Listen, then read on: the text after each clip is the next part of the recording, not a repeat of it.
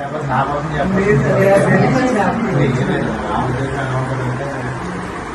డబ్బులు లేకపోతే ఇంకోటి ఎవరైనా చెప్తారు లాస్ ఉన్నాయి అది ముట్టుకొచ్చిన ఆర్కే పంచాయతీ చదువుకుంటూ వచ్చేసి నేను చెప్పేది ఏం లేదు.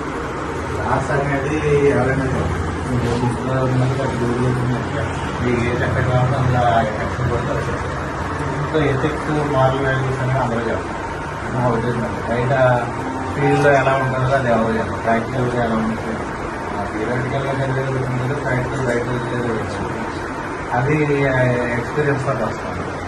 ఇప్పుడు నా దగ్గర నేర్చుకున్నదంతా ఇప్పుడు కోర్టుకి వెళ్ళిన తర్వాత ఎవరైనా జూనియర్గా జాయిన్ అయిన తర్వాత కొన్ని కొన్ని కేసెస్ ఇస్తారు. అది సొంతంగా వాదించేటప్పుడు అందులో లోటుపాటు అయితే నేను కూడా డిపార్ట్మెంట్కి వచ్చినంటే స్టార్టింగ్ నుంచే ఇన్వెస్టిగేషన్లో ప్రిన్సిపల్స్ రావాలి కదా, నెల కేసెస్ చేసేలోకి దాని మీద కమాండ్ వస్తుంది, గ్రిప్స్ వస్తుంది. తర్వాత కోర్టులో ఎవిడెన్స్కి వెళ్ళి సాక్ష్యం చెప్పేటప్పుడు అక్కడ డిఫరెంట్ లాగా ఏమవుతారు అవన్నీ కూడా స్టార్టింగ్లో మాకు అర్థం. తర్వాత ఎక్స్పీరియన్స్ అది ఎక్స్పీరియన్స్ అనేది అలాగే ఒకటే సరిపోదు.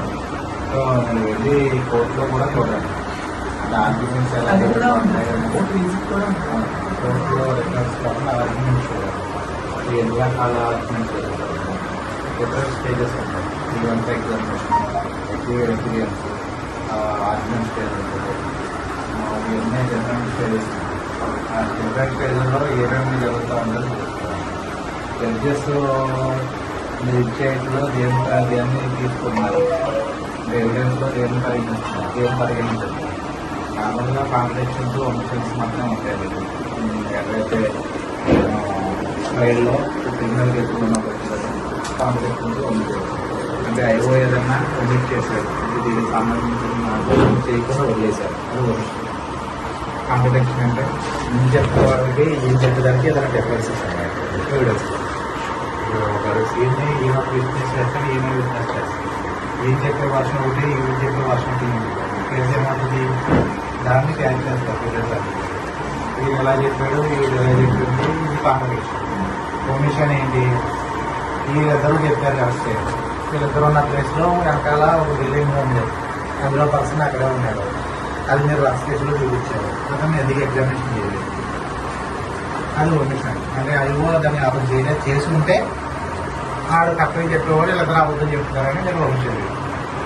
సో ఈ కాంట్రడిక్షన్స్, ఒమిషన్స్ ఈ రెండే కోర్టులో అడ్వకేట్స్ ఏదైనా లీడ్ తీసుకునేది రెండు కూడా మెయిన్.